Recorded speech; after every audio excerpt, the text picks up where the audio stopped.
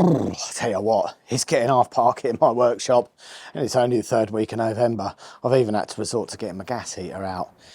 Sometimes I ask myself, why do I do this? I go to work, do a day's work, I come home into a cold workshop. Well, it's because I'm one of those people that likes to make things. I might not be the best at things, but it's nice to be able to turn out something that you're proud of. And so far, I'm pretty stoked with how this is coming out. The powder coating, I'm in awe at what Jamie's done. And thankfully, when you get good people on board, you turn out good products. So that's where we're at with that. I went and picked up some tyres today, so thanks very much to Bob Collins at FWR for sorting me out a great set of brand new tyres for the Hornet. Am I going to call it a Hornet? It's not really a Hornet anymore, is it? In fact, it's far from it. It's comments below. Stick it in there. What do you reckon? What shall we call this?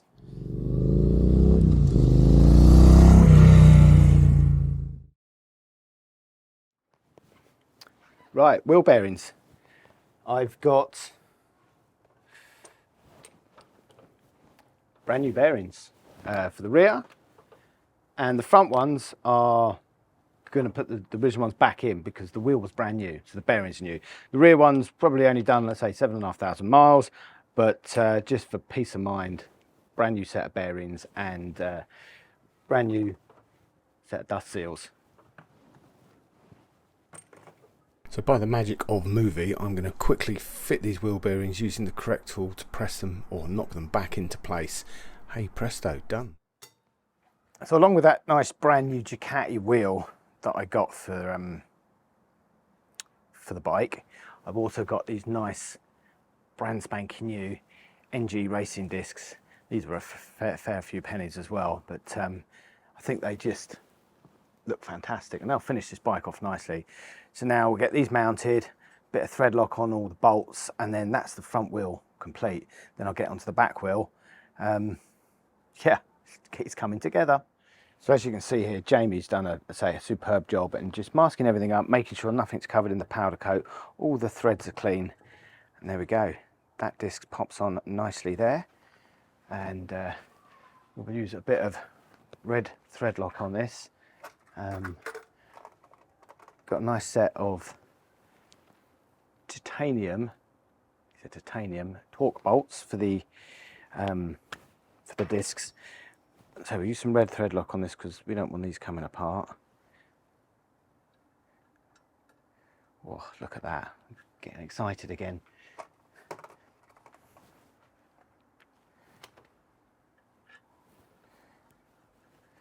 need to get the torque wrench out again, get those torqued up. Buzz around with the torque wrench and another job is done. I think you'll agree, that looks very special, very, very pretty. I'd like to mount this on my wall.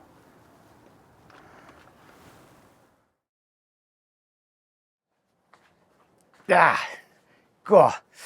Got my wheels back, got my tyres fitted, discs are fitted.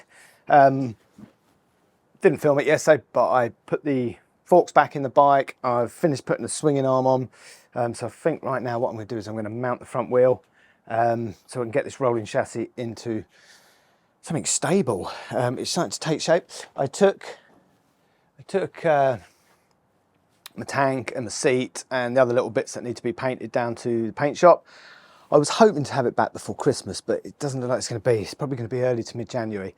So I'm hoping in the meantime, I can get everything else done on this. So literally all it is a case of bolting the bodywork on, i.e. tank, and the seat unit. And I've got something, I'm not sure whether I'm going to do it yet, but I've got some side panels that I've had done. We'll see. Anyway, for now, crack on, get this rolling chassis done. Forks in, front wheel in the forks, back wheel in, and at least the bike is then stable. Right, front wheel. So as this front wheel used to have a speedo drive in it, hello, this front wheel used to have a speedo drive, but now I'm not running a cable speedo. The speedo drive was no good, so I had my mate make this really nice spacer to go in place of the speedo drive and make sure everything works.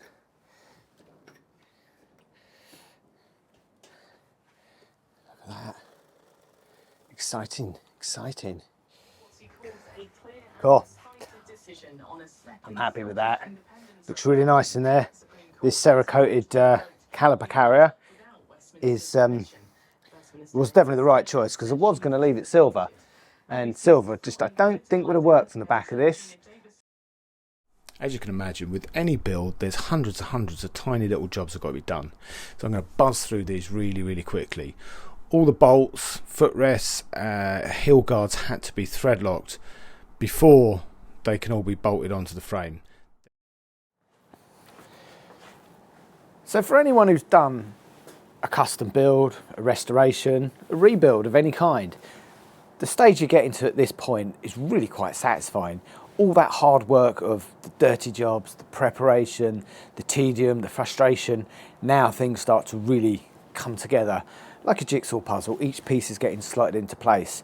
This is the bit I really enjoy. So as you can see, I've made some good progress with this.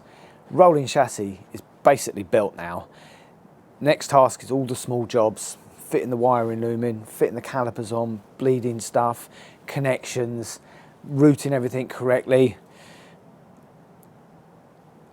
I've kind of lost for words actually. I'm kind of overwhelmed at how well it's turning out. I'm really excited. I can't wait to get the tank back, get the seat unit back, put that new colour to the black. And I'm not going to tell you what it is. It's going to be a surprise. And I think, well, I hope you're going to like it, because I certainly do. Anyway, time to crack on, getting these other bits done. Part of this process that I find really quite difficult, not so much difficult as in technically difficult, but decision making. Now my original thought, because the front calipers on this are gold Brembos, the bike when I bought it had these black Nissan, as you can see, Nissan calipers, which I thought with the black might like quite good. I'll pop that in there and then you can have a look in a moment. But my initial plan for the bike was polished swinging arm. So I thought, as the forks are polished, a gold caliper to match the front calipers would be the way forward. But now I'm fitting them, I'm kind of torn between which one. So I'm going to ask you in the comments below, put black or gold. So until then I won't bleed this up. I'll fit them, but I won't bleed them. We'll see what most we get. If we get more golds, I'll fit gold. If we get more black, I'll fit the black. So this is audience participation. Hey, I'm going to go viral. Okay, as you can see, things have moved on quite a bit with my bike.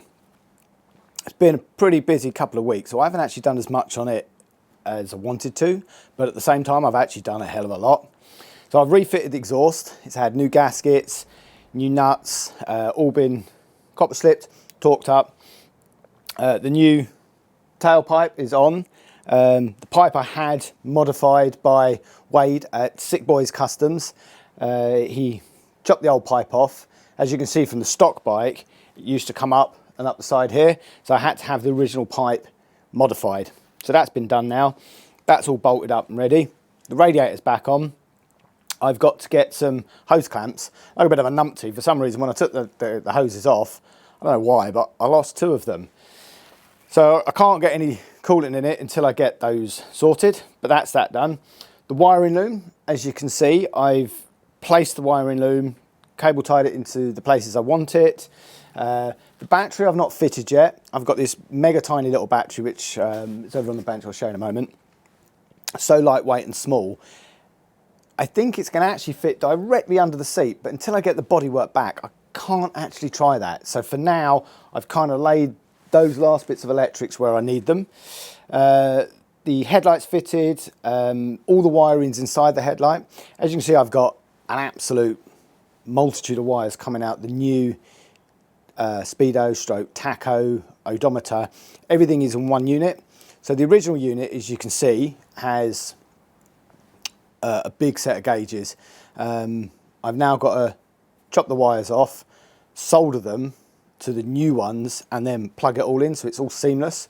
But I'm actually going to get a mate to come around and do that, simply because he's an electrical engineer and his soldering is beautiful. Mine's okay, but when I'm doing 10 wires all together, I want it to be perfect. So he's going to come around and do those. Once that's done, we can then check all the electrics are working. So I've made quite a lot of progress. As you can see, I've still got the yucky original shock in here. I do have my nice Nitron with its remote reservoir, but as I said before, that's sprung for a 95 kilo rider. So at the moment there's no sag, it's rock hard. So that's that I've got to order, change that. Once that's done, I can get that unit in place. As you can see, I've fitted all the reservoir on the modified bracket for the rear brake. Pipe fits perfectly. It was almost made for the job, or custom made for the job, shall I say. So yeah, things are moving on, really happy. Still got some bits to order. I've changed the front mudguard holders from these nasty white, well-worn ones for these nice, tidy little black ones. But the problem is when I had the mudguard made by Wade, again at Sick Boys Customs, they were done with these brackets. So now I've got a little bit of a clearance issue. So I'm going to have to do some jiggery pokery on that, get that to fit correctly. Then I can connect all the brake lines. And once I've got the reservoir for the master cylinder, I can bleed those brakes, I can bleed the rear brake, and then we can pretty much get her fired up. I'm going to give Tom a call first week in January. Tom, if you're watching this, I want my bodywork back. I'm excited. So yeah, a few jobs to get on with, but really coming together good. Really happy with what's turning out. It's going to be a shame to sell this thing, but hey, needs must. Anyway, let me get on with those bits and show you around the rest of the bike. So the next job before fitting the mudguard was to get rid of these open nuts and put a nice dome cap nut on. As you can see, I think the finish is much better. It's that attention to detail. Now the mudguard fits perfectly. No clearance issues at all. So crisis averted. No jiggery pokey was actually needed for this mudguard. It was just the way the nuts and bolts pulled it into an odd position. Anyway, that's all done. It's fitted nicely. I'm going to say this is the end of episode 4. In fact, it's actually the end of 2022 because it's only a week till, well, 2 days to Christmas, so a week and a bit till the end of the year. So until episode 5, you have a cracking new year. Doesn't Christmas come first? Yeah, go on. You have a happy Christmas and a very happy new year. See you in 2023. Bye.